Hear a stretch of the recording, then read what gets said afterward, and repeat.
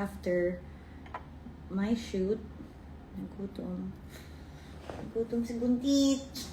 Kain ng siomai kasama ang asawa. Sarap. Yeah. Wait, tatapon yun. Alex Gonzaga, bago nga manganak at masilayan ang kanilang baby Morada ay sinusulit ang pagkakataon na makakain niyang lahat dahil palagi ngang gutom itong si Buntis. Ngayon nga ay ipinakita niya ang pagmukbang ng isang siomai at ibang dumplings na talaga namang kinikrave niya. Palagi nga niyang hinihimas at talaga namang finifeel mabuti ang baby bump niya dahil mamimiss niya nga ito pag siya ay nanganak na. Panoorin at kung hindi pa nakasubscribe, don't forget to click subscribe and hit the notification bell to keep you updated. Ngayong nabuntis nga itong si Alex at nasa 3rd trimester na ang kanyang tiyan ay mas lalo pa siyang lumakas kumain. Hindi kagaya noon nakatiting lamang ang kanyang pagkain, ngayon doble-doble. Hi! After my shoot, nagutom. Nagutom si Buntit. Kain ng siomai kasama ang asawa. Sarap. Yeah.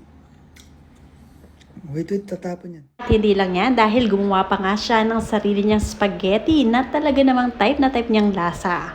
Dahil nga ngayon ay malakas na kumain si Alex ay mabilis talaga siyang makaubos ng isang plato. Dati-rati ay kaunti lang at isang plato lang ang nakakain. Ngayon dumodoble pa nga at umuulit.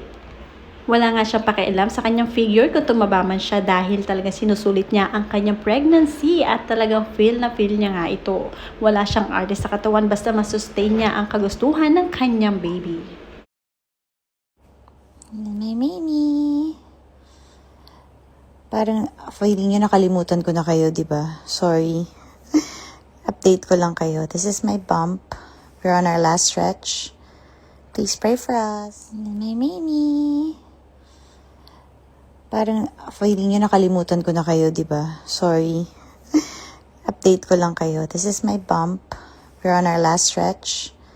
Please pray for us. At kahit nga buntis na itong si Alex at malapit ng manganak ay tuloy pa rin ang kanyang racket. Hindi kasi siya nawawala ng work at side hustles. Talagang marami siyang ini-endorse at nakakapag-live selling pa. Ang kagandahan nito ay suportado siya ng asawang si Mikey Morada. Kaya naman tuwing magla-live nga itong si Alex, nariyan sa tabi niya ang kanyang asawa at humahalili rin sa live.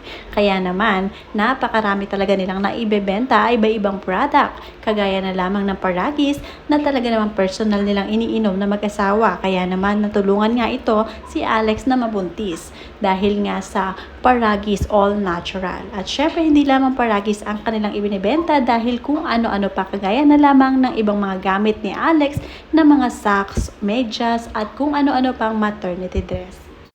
Ginhawa naman din ang kanyang pag-endorse at pagla-live selling ng iba't ibang product dahil nasa bahay lamang siya at hindi naman umaalis. Kaya naman pinayagan din siya ng asawa niya na patuloy na magtrabaho dahil para na rin hindi sila mainip.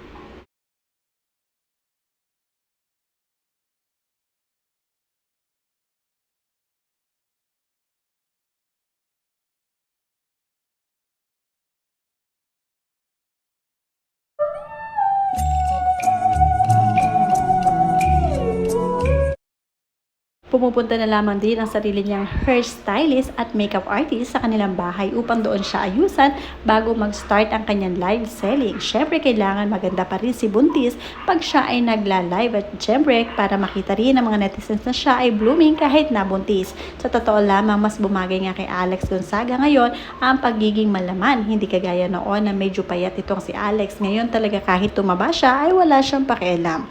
Basta ang mahalaga maging healthy ang kanyang anak at makain niya ang lahat ng kanyang cravings.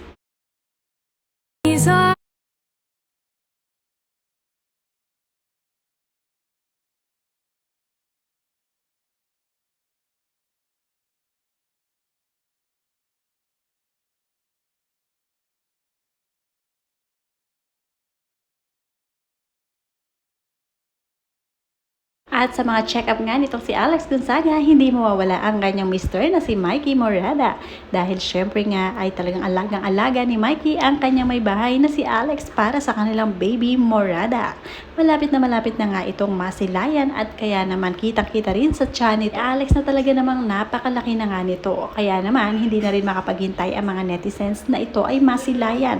Siguradong napaka-cute din na magiging anak ni Alex at Mikey dahil hindi naman sila mga pangit at walang pagkukuhanan ng pangit. Palagi nga rin hinahalikan ni Mikey Morada ang tiyan ni buntis dahil nga excited na nga siya. At syempre thankful and blessed siya dahil biniyayaan sila ng supling. Kaya naman excited na ang lahat sa paglabas ni Baby Morada.